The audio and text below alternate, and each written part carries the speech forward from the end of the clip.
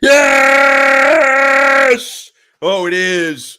It is. Another episode of Donno Daily here on a Thursday on the 5 Reasons Sports Network. This is going to be an incredibly busy show.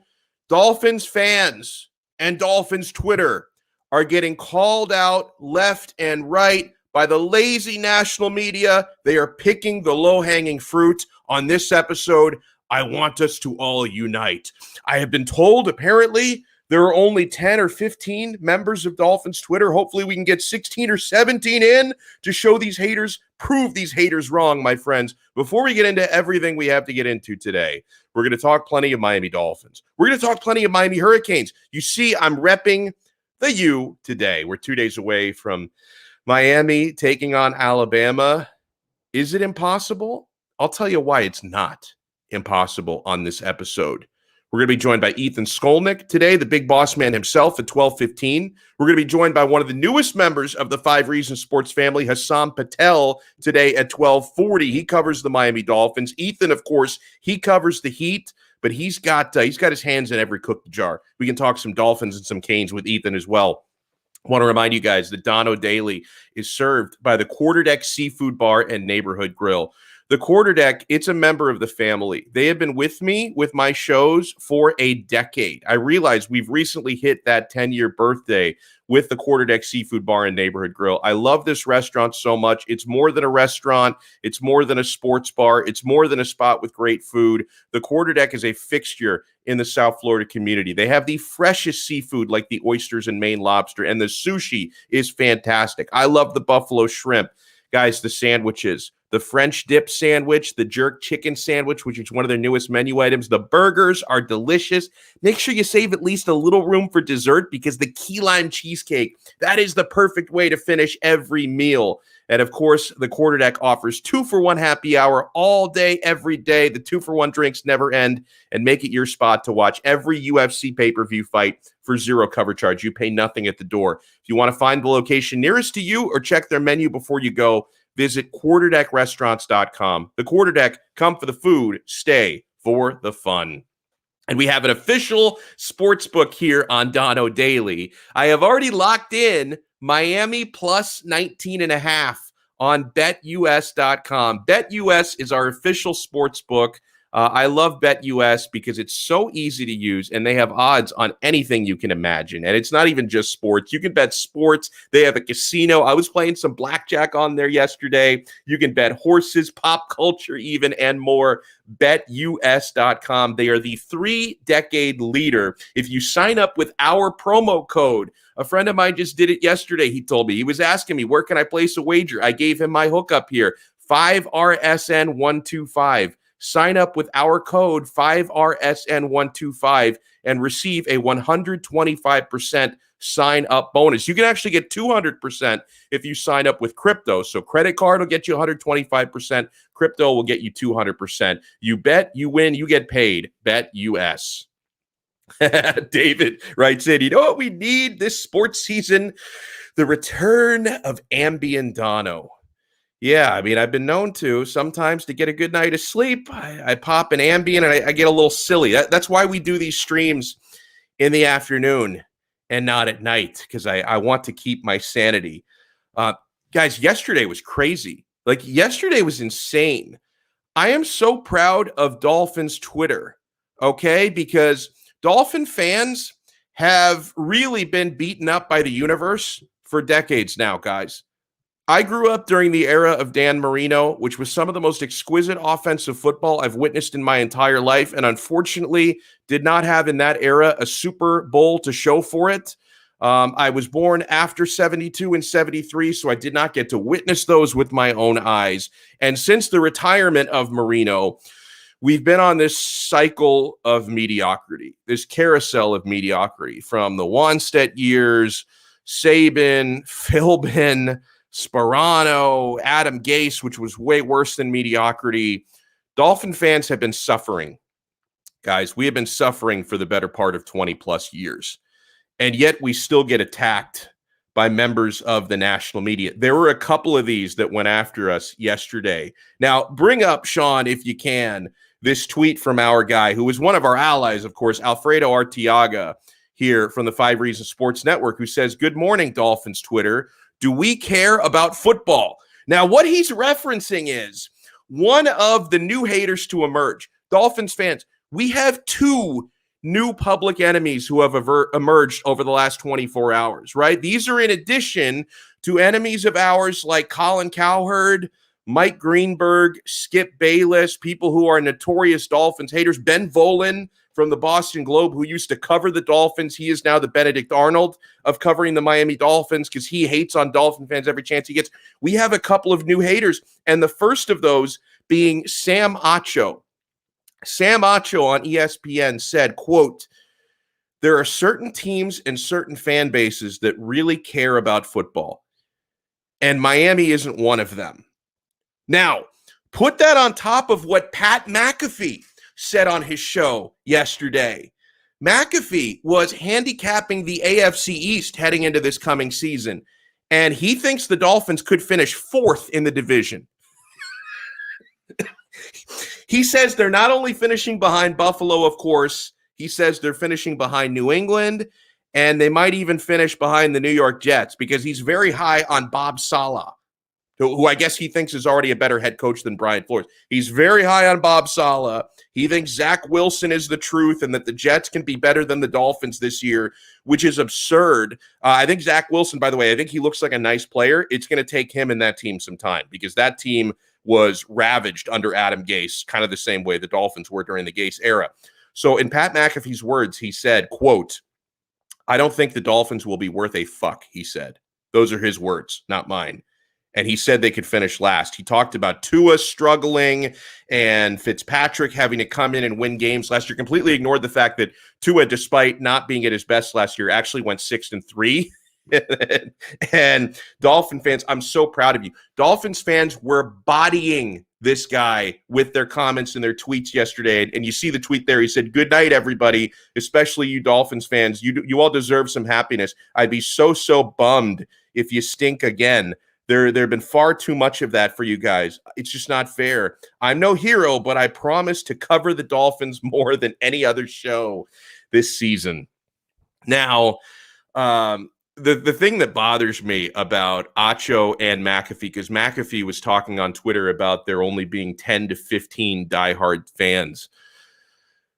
People from out of town, people who don't understand the Miami market, they think we're just strictly a tourist destination and nobody actually lives here. That seems to be what they think. Oh, they have 10 to 15 diehard fans. Like, okay, because you've been out here on vacation and you spent 5 days out on South Beach, or you spent a few days at the Seminole Hard Rock and you think, oh yeah, that's the entire South Florida area. That's the entire city of Miami. Like, these people don't understand Hialeah, Kendall, Westchester, that real people live in this city. Like, they think it's Las Vegas. Like, oh, nobody actually lives out there. Like, I get sick and tired of people just assuming anybody in this area is on vacation. Nobody's from here. Like, guys, there are diehard Dolphins fans, long-suffering diehard Dolphin fans. And if nothing else, I think Pat McAfee and now Sam Acho is learning it as well. They are both learning that lesson that if you poke that bear, we are going to come after you.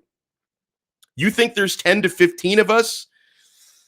There's 10 to 15,000 of us just on Twitter poking the bear. There's 10 to 15 million of us, more than that, around the world. Because it's not only just South Florida where you have hardcore Dolphin fans.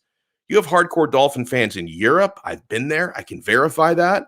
When I went to Dan Marino's Hall of Fame induction back in 2005, and Steve Young also got inducted in that ceremony, and it was like 80% Dolphin fans, 20% San Francisco 49ers fans. I met Dolphin fans from California. I met Dolphin fans from the Midwest. I met Dolphin fans from Puerto Rico at that event. We are all over the freaking world. It's lazy and it's unfair just to assume because you went to vacation in Miami and you were on the beach with a bunch of transplants. We have no actual fans down here. I'm getting really sick and tired of it. And I didn't really have an opinion one way or the other about Pat McAfee before today. I now despise Pat McAfee. And Sean, you are my pro wrestling expert. I haven't watched pro wrestling since 2001. Once the Monday Night Wars were over, peace, I was out. So this Pat McAfee, he's involved, right? Well, what does he do with pro wrestling? Where can I see this guy? He is now an announcer on SmackDown, but he did wrestle 2 matches, and he's pretty good because he's a good athlete. But again, you have to take this for what it's worth. He is a wrestler. He has that. He's all about the wow, just to get under irritating. He's a perfect heel. They actually turned Adam Cole, who was a heel babyface, because they hated Pat McAfee so much and they want to see people knock his face off. This is what he does. He gets people fired up. Yeah. Now more Dolphins will tune into his show just to go after him. Like they always do with Fine Bomb and everything else. He knows what he's doing. He's smart. Where do I even find his show? Because I've only seen YouTube clips. Like, what network are they on? I think it's YouTube now, right? Is that it? So they're like us. They're I don't want to make it sound like I don't want to disparage YouTube. We're on YouTube, but I don't know. I thought maybe he was on like Fox Sports or something. I think he is now. I can't remember where he was at. I believe he was at CBS or one of them, and then he went off. And now I think he's doing his own thing, but also I forgot who he's teamed up with. It's one of those networks, but it's just online, I believe, with his with the show, the viewing show. And he, of course, podcasts and everything else. By the way, Lewis Sung writes in, went to training camp with the Dolphins to practice with the Panthers, the joint practices. The first 2 days, there were more Dolphins fans watching than Panther fans. Oh, and I guarantee you, there are in the world and in the country probably 5, 6, 10 times more Miami Dolphins fans than there are Carolina Panthers fans. So why not go with that narrative? I don't hear, I've never heard Pat McAfee or Sam Acho when they're talking about the Carolina Panthers. Oh, they don't have any fans. Like I don't hear.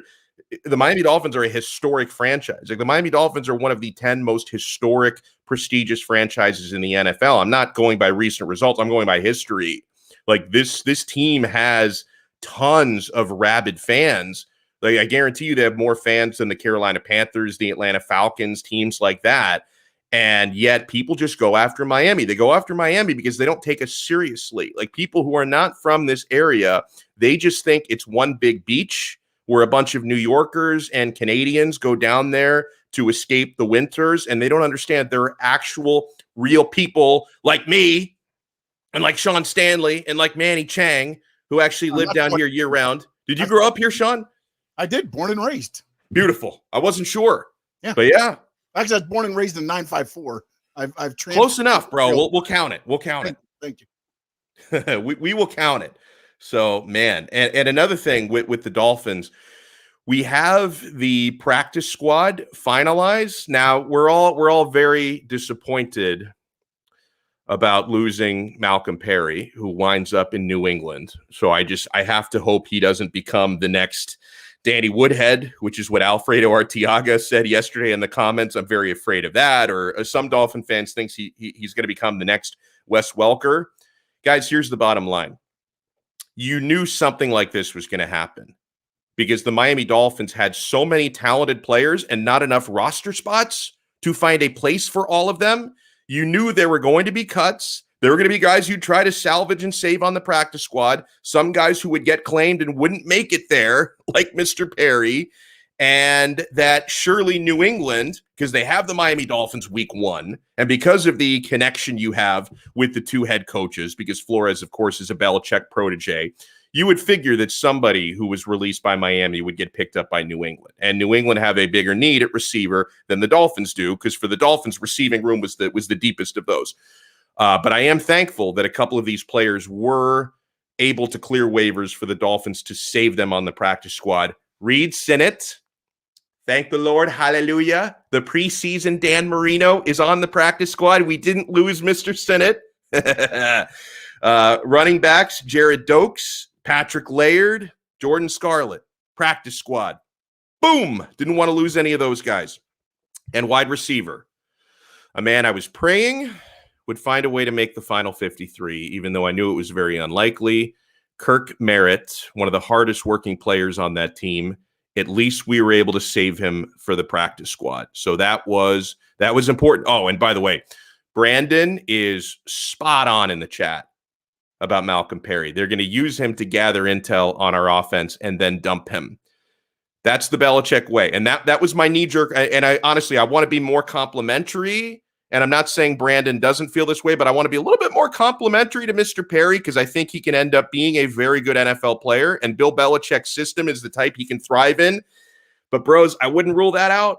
I wouldn't rule out what Brandon said. They're going to use him to gather intel. And if it doesn't work out, they will be happy to absorb that information he has on the Dolphins and then throw him right in the garbage can if that happens.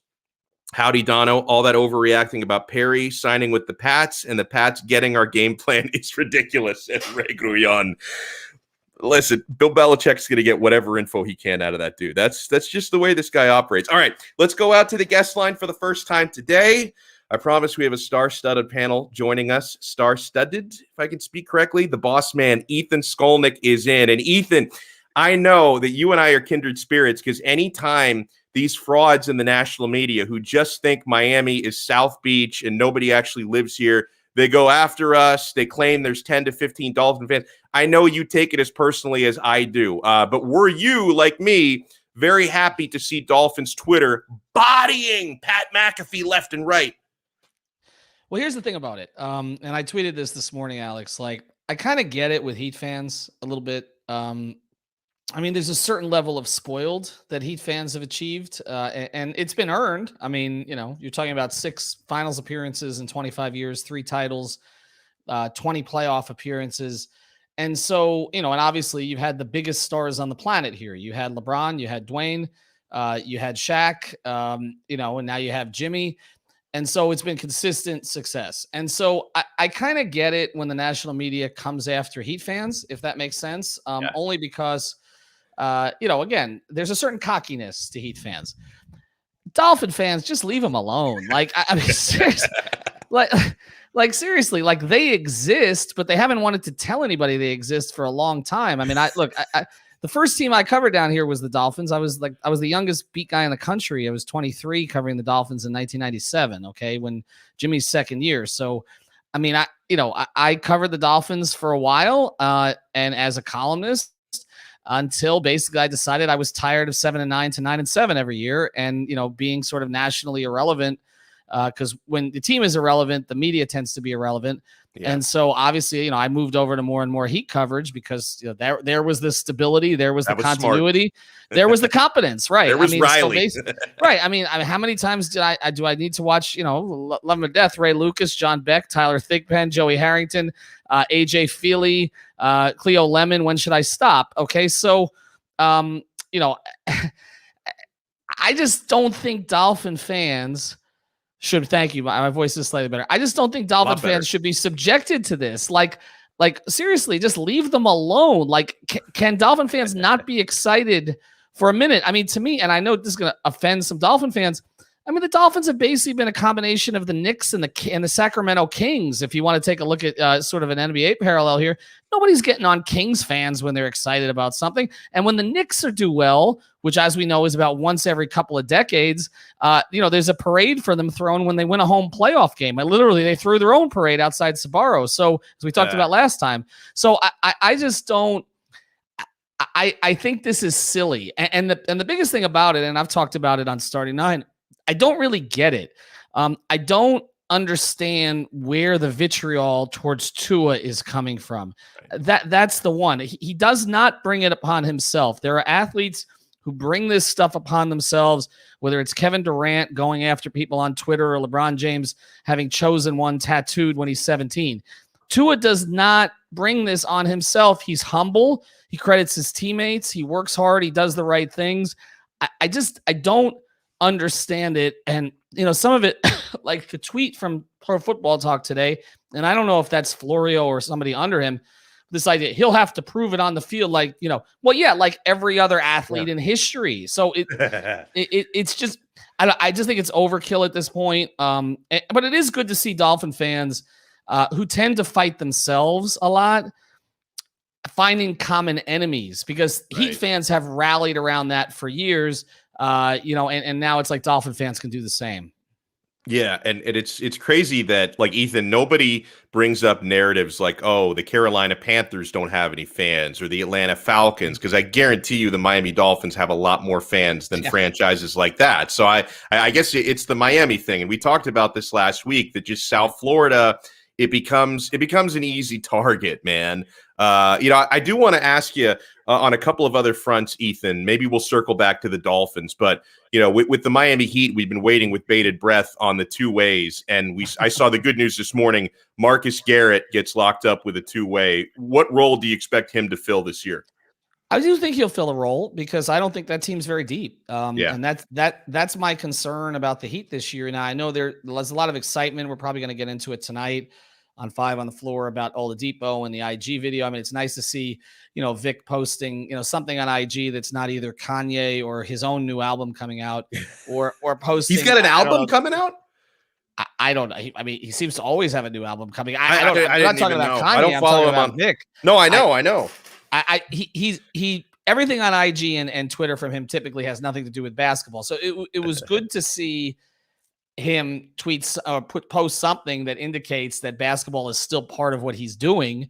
And it looked very positive. So I think Heat fans got excited about it. But I mean, let's be realistic.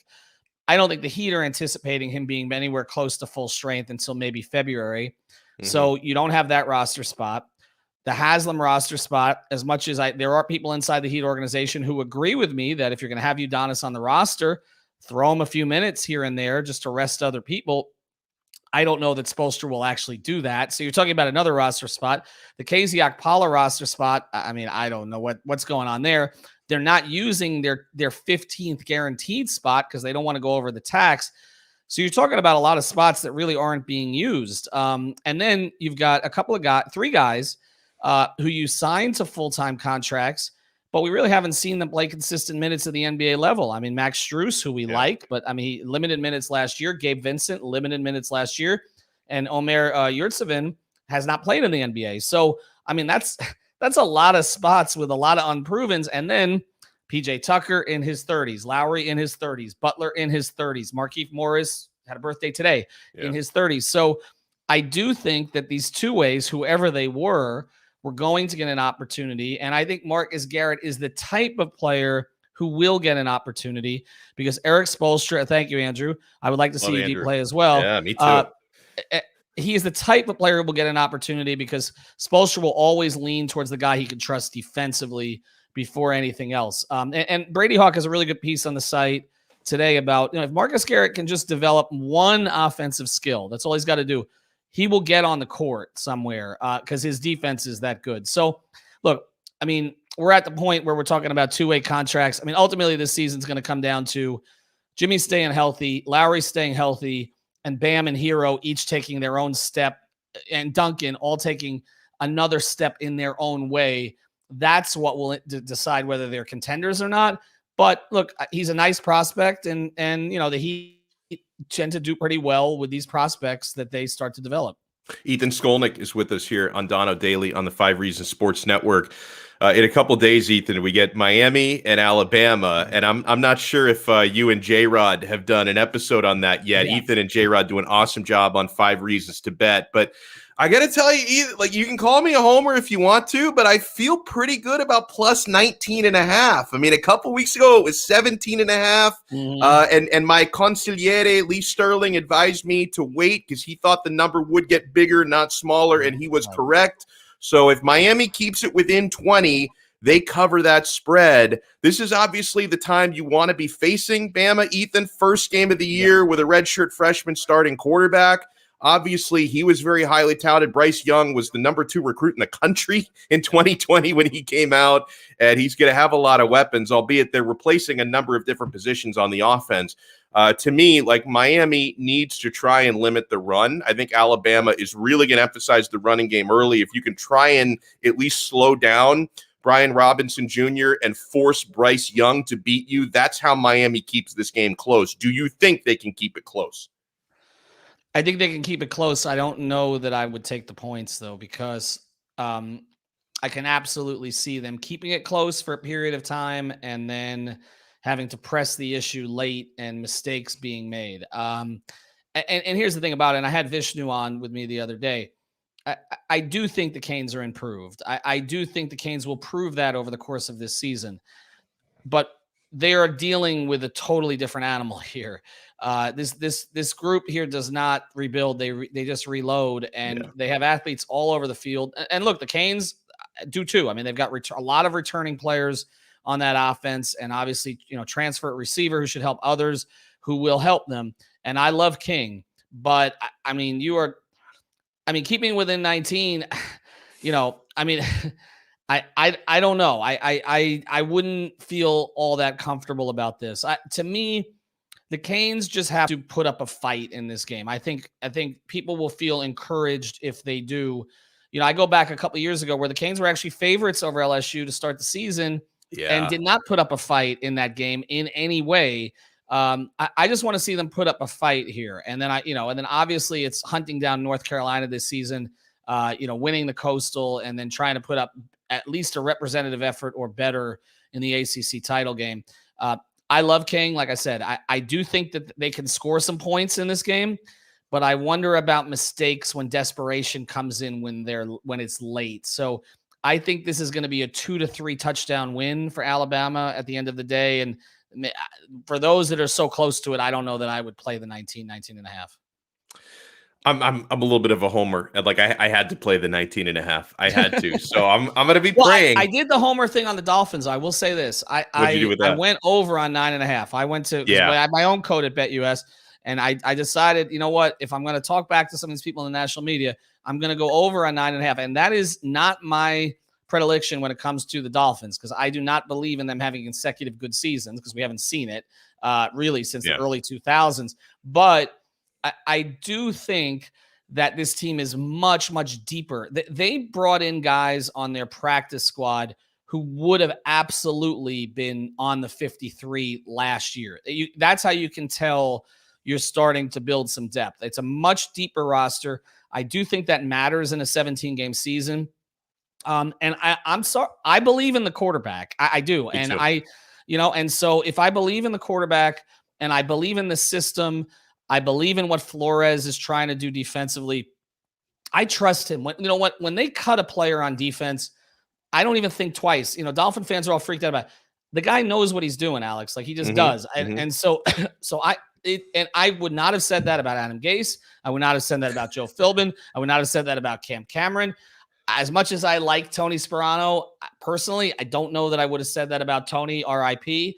But I do believe in this guy, and I believe in their program. And so I think 10-7 is probably where they're going to end up, and it's going to be right on the fringe of the playoffs. So it's a little risky too, but I went over on 9.5, and I use my code FIVE. Although everybody's welcome to use Donno's code too if you want. You use them both, man. That's right. Whatever gets you those sweet bonuses, whether it's 5RSN, 125, or FIVE. Make sure you're using BetUS.com. Keep it in the family here. And by the way, I want to remind everybody watching live, or if you're watching the replay, smash the like button, hit that thumbs up button, and make sure you're subscribing here to 5 Reasons Sports. Something you and I haven't spoken about yet, at least not this week, is the latest on this Deshaun Watson narrative. You had a lot of people out there, and it really started with Charles Robinson, making it seem like a trade might have been imminent, and it wasn't, of course, because we got to that 4 p.m. roster deadline on Tuesday, and nothing happened, okay? And there were even reports that ownership and Stephen Ross was pressing for it. Now, the Dolphins have given a denial to that. Brian Flores addressed his players this week in what was reported very well as being a pretty strong statement that he made. So where do you think we are, Ethan, on this narrative? Is everyone done talking about Watson, or if Tua has a bad performance, do we go right back into it? No, I don't think everybody's done. I do think that it was pushed back a little bit. I think it's going to come up on all the Sunday NFL shows, and that's going to bring it back to the forefront. I said on Starting 9 the other day that the Dolphins needed to take the heat approach to this. They were letting the situation swirl totally out of control. and what the Heat did with a week left before the regular season, when the James Harden stuff was coming, which we were actually out front on all of that. Yes. They basically put it out to the other beat guys. I didn't happen to be on that particular text string, that they were not in on James Harden, which was true at that moment. They had been, but they put it out there. And so it calmed the whole thing down, and it calmed it down for other guys on the roster. A lot of this is about, for that, it was Tyler Hero, Duncan Robinson, etc., not having to worry about being traded at that moment. Okay. So I said that the Dolphins had to do something similar. They had to kind of go to team-friendly reporters with nationally positive reputations. There were two that I thought they could go to, and I said both names on my show that morning, Cameron Wolfe or Jeff Darlington. Those are the two who've been in this market. They built up a trust level with the organization. They're perceived as fair, and they have big audiences. Now Cameron's at NFL Network, obviously, and Jeff is at ESPN. And that's what they did. They went to Jeff. Now they did it after they sent out that group, missive to all of the reporters about Steve Ross, because Steve Ross got name checked. Yeah. I don't really like that, because to me, this is my thing, Alex. Okay. And I know people are going to say, well, Mickey doesn't talk to the media. Steve Ross creates a lot more tumult than Mickey Arison does. Okay. Mm-hmm.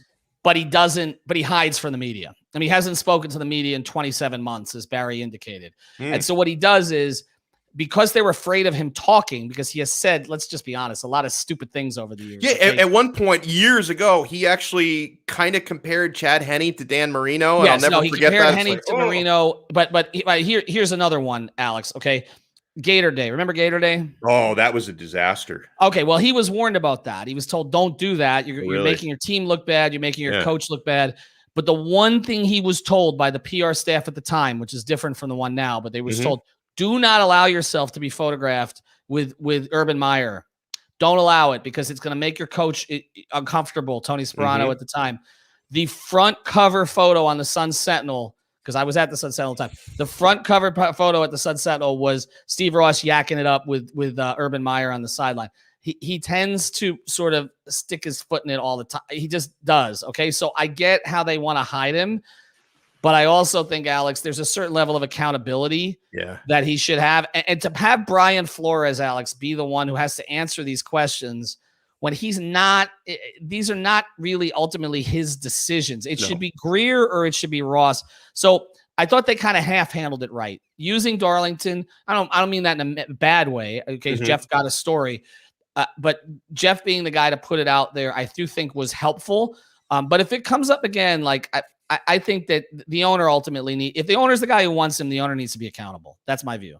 Totally agree. This is something not related to that, but Dolphins related. I don't know if you have the answer to this. I don't. Andrew Green wants to know, do we know the Dolphins' vaccination status? The Buccaneers have announced 100% today. All I can tell you is I guarantee you the Dolphins have a higher percentage than the Buffalo Bills. I don't know. I don't know if it's closer to the Bills or closer. Well, Cole Beasley is on the Bills, so it's they definitely do. I believe they do, but I don't think they have released the status. No, I don't think so either. I know that we saw yesterday the NBA release the policy about NBA players. Now, I know the Heat have a policy that's not related to players, but there's now a player policy that. Ooh, Alfredo says 94%. That's really good. That's very good.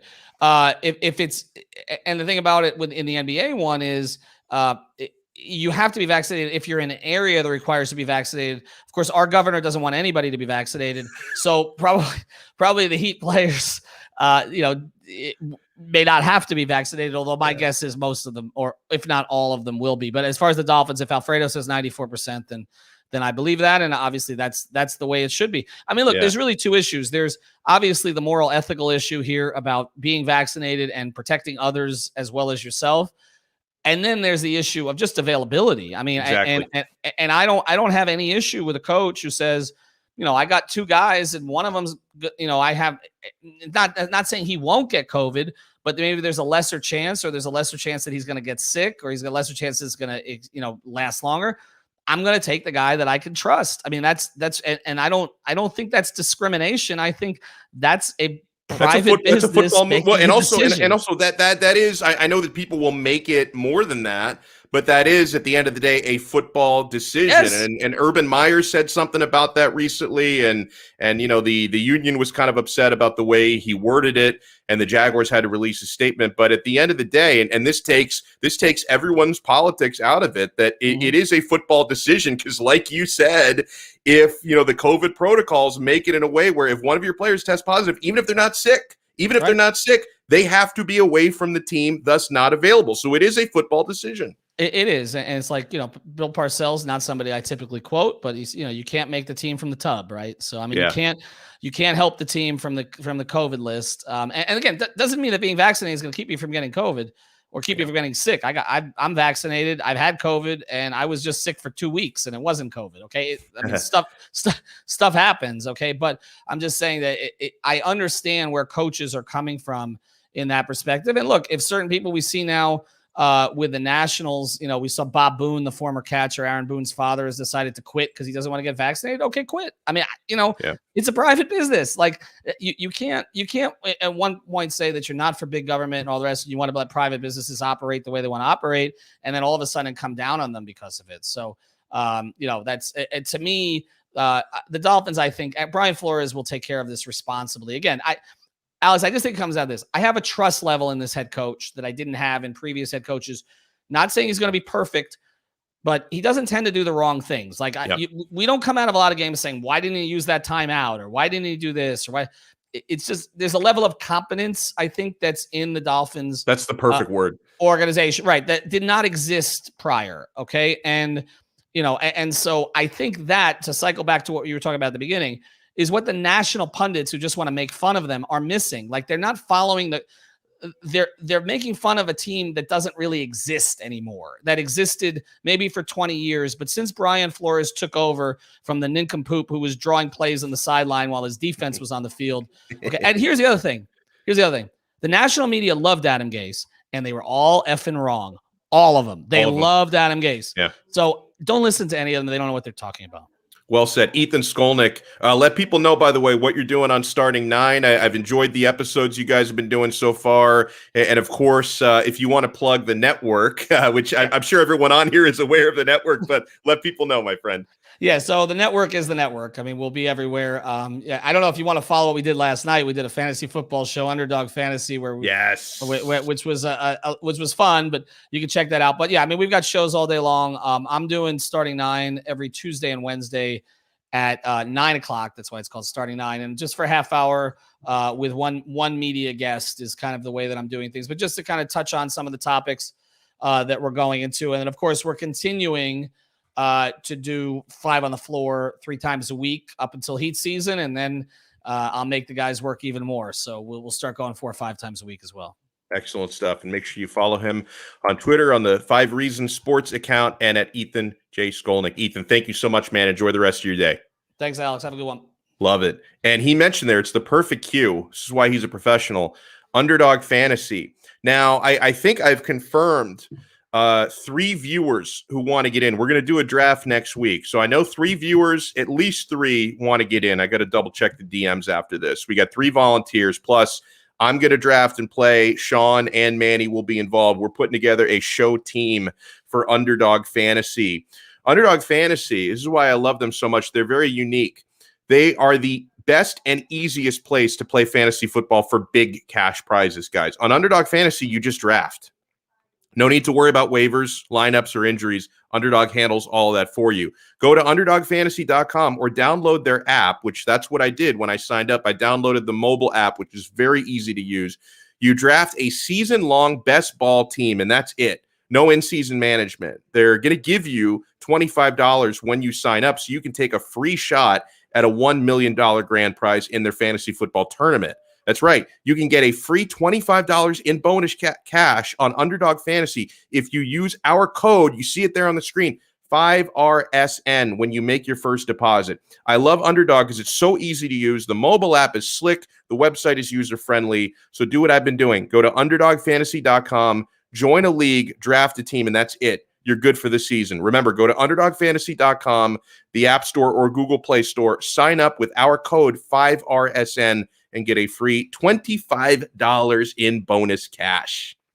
All right, let's bring in our next guest of the day. I'm a huge fan of this man's work, and I was very happy a couple weeks ago when he was announced as the newest member of the 5 Reasons Sports team. I've done a stream with him before, like a pregame stream on a different network, and he's been a viewer of ours. Hussam Patel is with us.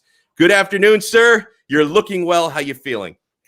Oh man, I am actually tired from work, and I just got my third vaccine booster shot. So, oh, nice. So you're my 3 times, you're 3 times as vaccinated as a lot of the Bills players. Don't tell Cole Beasley. He's probably gonna flip a chair and run right through a table, and he's gonna have to go to a hospital. Okay, so don't tell Cole Beasley that. But yeah, man, I feel a little bit tired, but it's for the best. It's for my health. It's for everybody's health as well. I'm feeling, I'm a big fan of yours. I've been listening to you. Oh, thank you, sir. Since I was a kid. I know we spoke about it. You make me feel very old when you say that, but I still appreciate it. I know.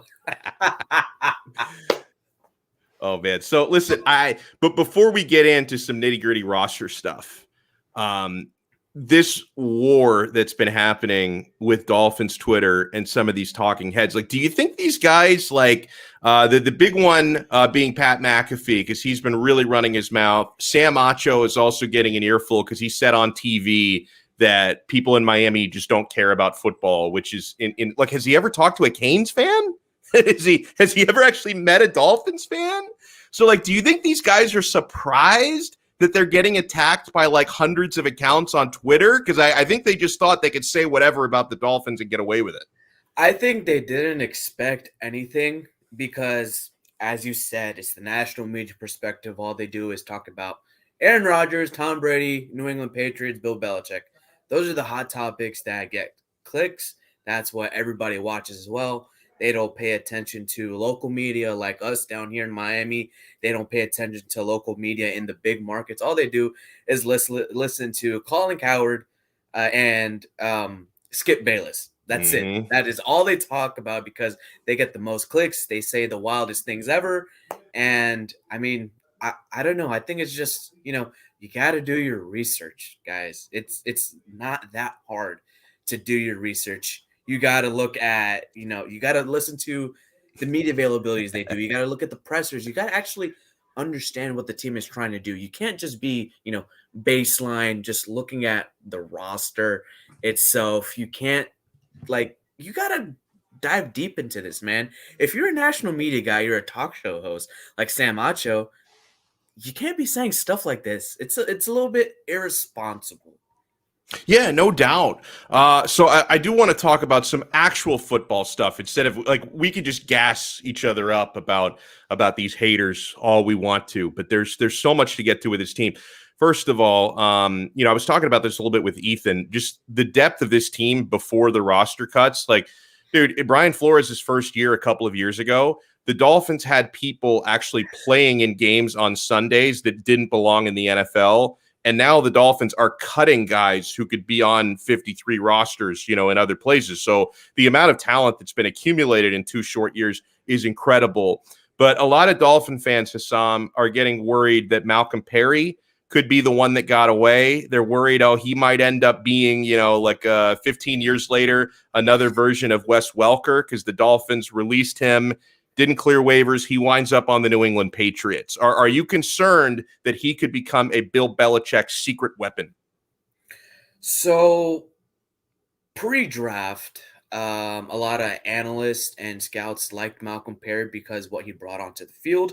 He's a gadget type of player. He can play quarterback, he can play running back, and he can play wide receiver. Now in the preseason, you saw glimpses of how, good he is at catching the ball. And Alfredo Arteaga said it on the extra yard as well. It seems as if Miami has pigeonholed at the wide receiver position, trying to get him better at routes. However, he didn't make the practice squad. He didn't make the roster as well. This is a very Bill Belichick type of move, okay? He takes any Dolphin he can get, try to, get data from them, the playbook, the personnel groupings, the scheme. I mean, Alex, I don't even know if you know this, but there was a report that came out that former scouts said that they would sometimes go to opposing teams' hotels and check out the rooms that they've left the night before and see if there was any pages from the playbook or any notes. That's the Patriot and Bill Belichick type of way. Now, do I expect Malcolm Perry to be the one that got away or the next Wes Welker? At this point, I'm going to say no. A lot of people were saying, oh my God, Isaiah Ford is going to be the next Wes Welker. What happened? He got cut. The Dolphins picked him right back up. And my podcast is about to come out on Dolphins ATP, and we went off the rails a little bit, talked a bit about a conspiracy, but Malcolm Perry is a Navy guy. Okay. Yes. Sean Rochester pointed that out in the chat. He's prepared to be tortured. Exactly. You're not going to get info from that guy. Exactly. But Brian Flores is also a very smart coach as well. And I'm going off the rails here on your show, Alex. No, I love conspiracies, dude. I could talk all day. The floor is yours. What? We're going to cut you. You'll probably get picked up by Bill Belichick because it's something he's going to do. I don't want you to cave in, but what I want you to do is learn what they're going to be doing. And if you can't give them what you want, you'll probably be cut. We might pick you back up, give you a roster spot. Just tell us what you need to know from us. Something like that. If it happens, it happens. If it doesn't, it doesn't. Wow. And in fact, like here's where I thought you might go. I'm taking it even a layer deeper. Flores should fill his head with misinformation. Yes. Tell Belichick, like there was one of the greatest movies of all time, The Departed.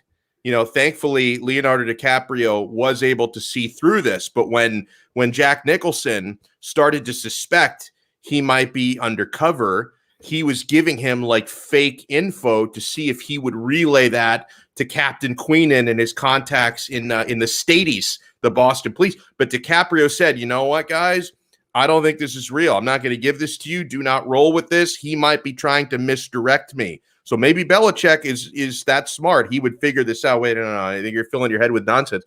I remember when I was a kid, my father at the time was a restaurateur, and he had this chicken restaurant, and a couple of like suspicious characters came to work for him, and he could tell with some of the questions they were asking him, Hussam, that they were trying to figure out like some of the secret ingredients to probably go and like to open their own place. And so he gave them completely fraudulent information about what was in the chicken marination. And then like a year later, it turns up in this other restaurant where they're using like that, they're using that recipe, the fake one. Mayo? The secret recipe is always sometimes. No, it was for like he told them it was like that he was marinating it in like orange juice, like orange and grapefruit when it was, it was like he gave them this fake recipe, this fugazi marination recipe. And then, the word came around, a new chicken joint was using that marination. So, he pulled that fake playbook out there. So I hope we can find something like that for Malcolm Perry. But as far as the rest of the practice squad goes, like how relieved are you to see a guy like Kirk Merritt not getting claimed? Because I think he has a future. I'd like to see his future being in Miami, but he's definitely got a future in the NFL.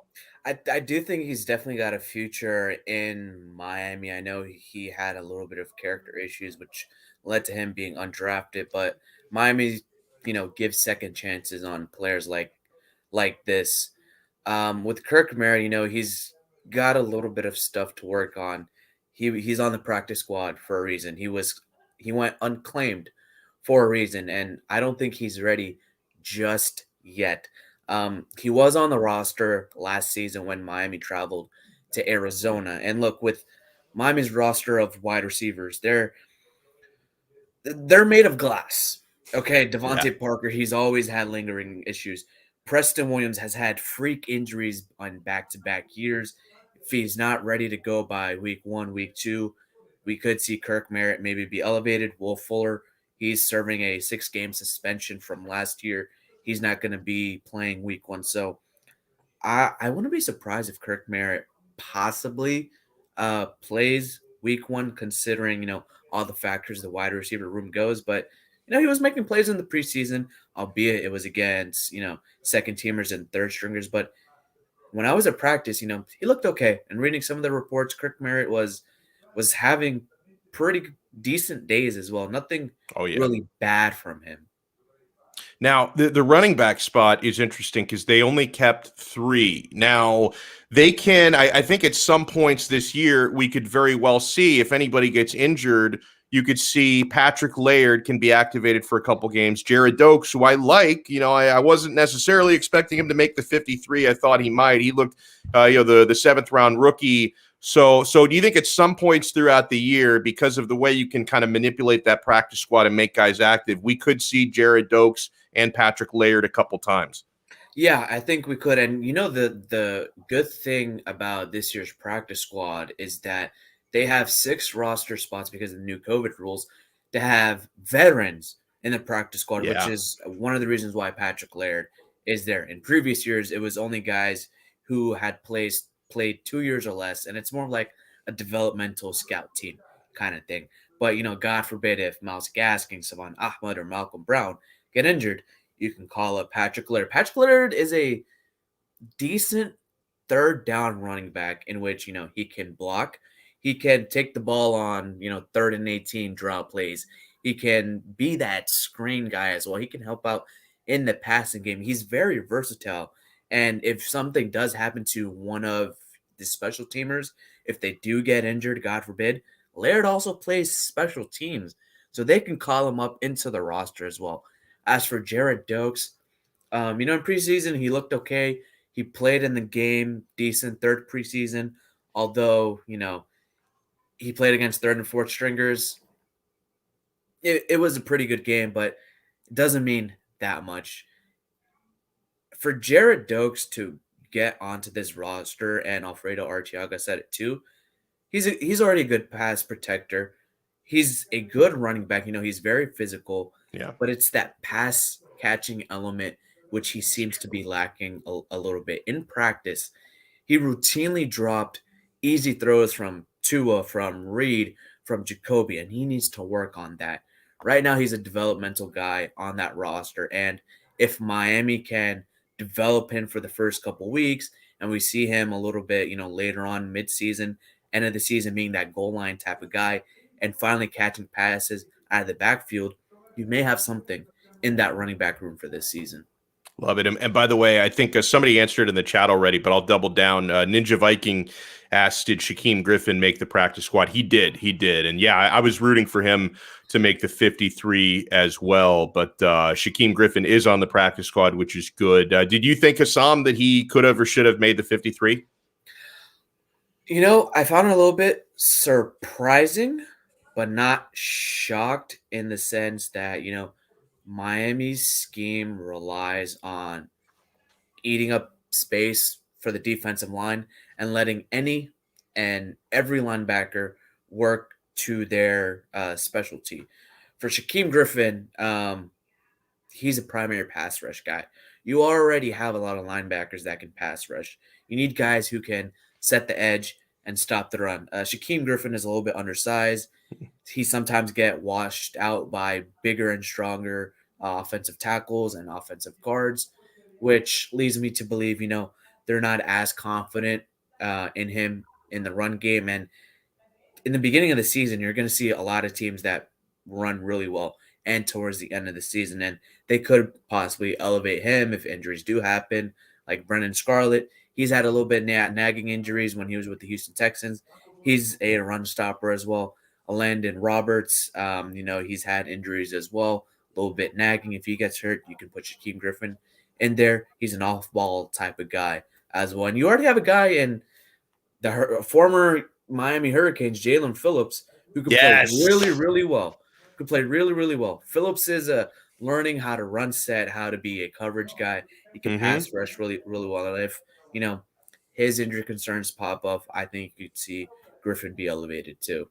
Well, this was awesome stuff. You guys want to make sure you follow Hussam. You can see, for those watching, you can see his Twitter handle. For those listening back, it's just Hussam Patel on Twitter. You mentioned you got a podcast dropping. Let people know when they can expect that and where. It should be dropping a little bit either later tonight or tomorrow. I'm also with Fin Maniacs. They're dropping a live stream tomorrow talking about the Bama versus Hurricanes game. I'm going to be on the Extra Yard tonight as well. So check out Fin Maniacs. We do college, betting, fantasy, around the block, Miami Dolphins. We talk about Miami Dolphins 24/7. Make sure to follow 5 Reasons, the extra yard, 3 yards per carry. And I do want to say shout out to Irish Bullfins, the guy who created Cuck Mountain and made Pat McAfee go bonkers a little bit. So shout out to him. And, you were speaking about it earlier, but you don't want to mess with Dolphins Twitter. Like, I know we have our fights, we have our differences in-house, but it's a big, fat, dysfunctional, happy family at times. And if you attack our team, if you attack our players, we're a pod. They're going to come after you. Amen to that. And hey, man, I'm glad you're feeling okay. You got your booster today, so I'm happy that you're doing all right. And best of luck, man. We'll talk to you later. Of course. Thank you. Awesome stuff there. First time guest on this program, but he's got a lot of irons in the fire, as you can hear there. Hussam Patel, thank him so much for joining us. Here is and by the way, we already have confirmed for tomorrow. Larry Bluestein is going to join us to talk some Canes, and we'll talk a little bit about the high school powerhouse that is Bishop Sycamore and what guys out of Bishop Sycamore he's projecting. and we're going to have Lee Sterling on tomorrow to give us out some bets for the weekend. I do want to talk a little Miami versus Bama as we close out this episode. The Alabama Crimson Tide, guys, this is a streak that I hope Miami can break on Saturday, and they might need to break this streak if they're going to win this game, although Miami theoretically has a good enough offense that is going to win shootouts this season. Yeah, I think you're going to see Miami win some games scoring in the 40s with other teams scoring in the 30s or 40s.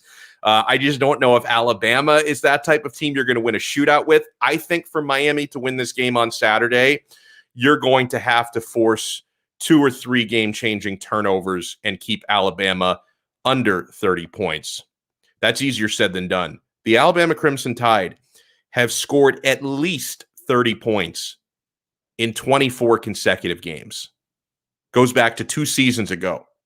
The last time, or I guess 3 seasons ago, the last time that they gave up less than 30 points in a game. And during those 24 games in that streak, they've only been held under 35 points once. And that was in a comfortable win against Notre Dame in the national semifinal. They won 31-14. So they've only been held under 35 points once and not at all under 30 in the last 24 games. Now, Miami, of course, Miami's hope in this one would be on paper. You've got to like the quarterback matchup, De'Aaron King, who's now started in 4 consecutive season opening games from his time between Houston and Miami. And he's in his 6th year as a collegian. The guy is oozing experience. He's older than some NFL starting quarterbacks. I think he's the same age or older than Tua Tagovailoa. So experience, man. And yeah, like Brooklyn Rob says, Miami is going up against Bryce Young, who's a rookie redshirt quarterback. You've got to force him into making mistakes. Now, I got bad news for you. Bryce Young is a really good player. Miami's getting him at the right time, though, right? His first career start, that's when you want to go up against Bryce Young, because 2 years ago, he was the number 2 recruit in the entire country. And that's the type of players Bama brings in. They always bring in the number 1, number 2, number 3 type guys in the country to go play for them. And, I know he lost some offensive weapons, but he's got, a big time running back in Robinson who's going to step up, I'm sure, has got some big time receivers as well. So this is not going to be a walk in the park for Miami. And Alabama, I think, is going to try and really establish the running game first. So if Miami can slow down Robinson, you want to make Bryce Young beat you. And then I think you have to have at least 2 interceptions in this game, or a big-time interception and a fumble recovery that changes the complexion of the game. Again, I'll reiterate what I said with Ethan. I think Miami can keep this relatively close. I hope I'm not the mush like Brooklyn Rob says I am, because I have already placed a bet on Miami plus 19.5. I think they can keep it at least within a couple of scores. And would you be satisfied with that? Miami fans, would you feel like if you only lose by 14 to Alabama, would you call that a moral victory? Yeah, he's talking about Charlie Boyd, who made sense yesterday. Miami needs a disgusting defense. I hope we don't rely on De'Aaron King too much.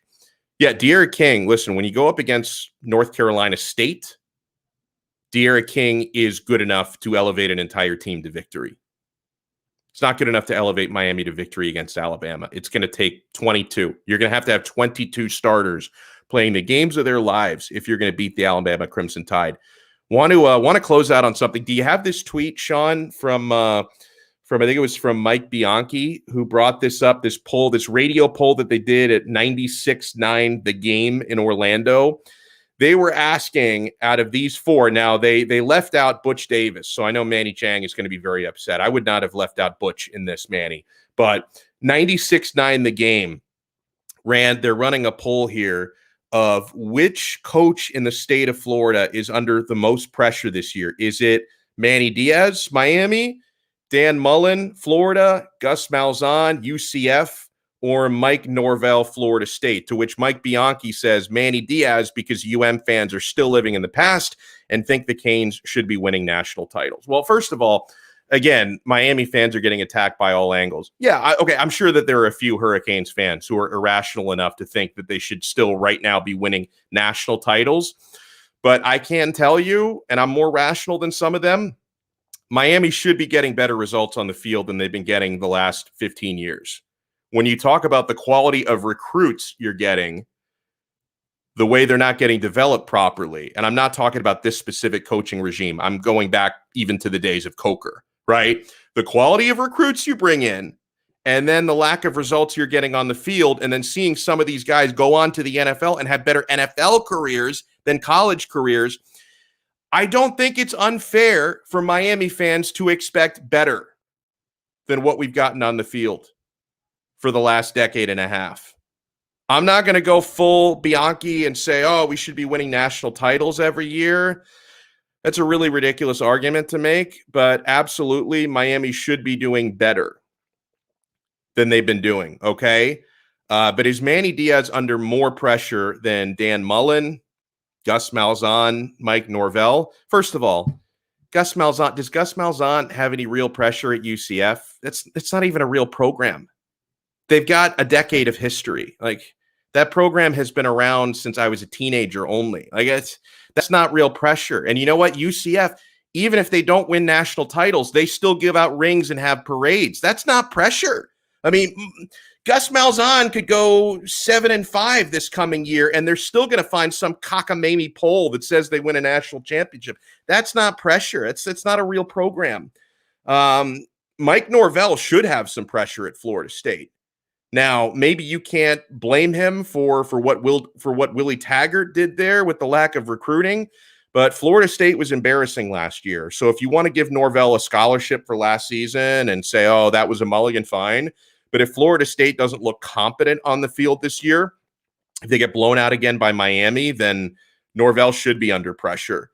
And there should always be pressure at Florida, right? I mean, shouldn't Dan Mullen always be under pressure at Florida? I mean, if you go based on SEC, the money, the recent history of that program, obviously Florida has a way richer history than UCF, which was founded in like 2014.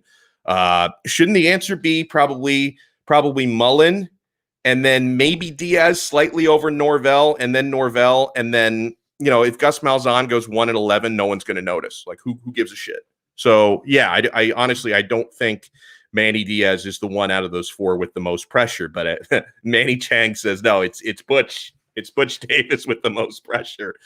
Oh, Manny, are you available to pop on real quick? FIU plays tonight, right? What sort of school do they play? Because I can't remember the opponent, but they're favored by 33.5 points tonight. You better win comfortably, sir. I believe it's against Rhode Island. Which is neither a road or an island. Or an island. I'm trying to see right now. Oh, it's BLIU. I don't know who LIU is. No idea. But yeah, the real answer should be Butch. But obviously why? I mean, just look under at the most season. Pressure. Absolutely, bro. Are you kidding me? You are playing in the Conference USA. Your rival FAU has won 2 titles the last 3-4 years. You've been absolutely embarrassed against them. You can't even beat Middle Tennessee consecutively. You struggle against Charlotte. I mean, Jesus, like, what else do you need to see? Western Kentucky came in here last year and got a game. I mean, come on, man. Like, but again, FIU is entering its 20th year in football. like Miami and Florida, and even now you know, everybody else, they've been there for at least 30 plus, 40 plus, some 50. Oh yeah. But and Manny he hates Juventus. No, it's not that I don't hate Juventus. I hate Juventus fans in general. Oh, it's the same. So you hate Brooklyn Roblin. Yeah, same thing. But no, listen, Manny Diaz, there's always going to be pressure. Florida coach, no matter what, there's going to be pressure. They have to perform. I think Norvell gets a pass because he entered the year of COVID. And I said this last He gets a pass for last year, but not for this year, I don't think. No, because I think this year, every single program has hit the recruiting trail and they've been able to meet people in person. It's not no more looking at a screen and trying to say, well, does this player fit or not?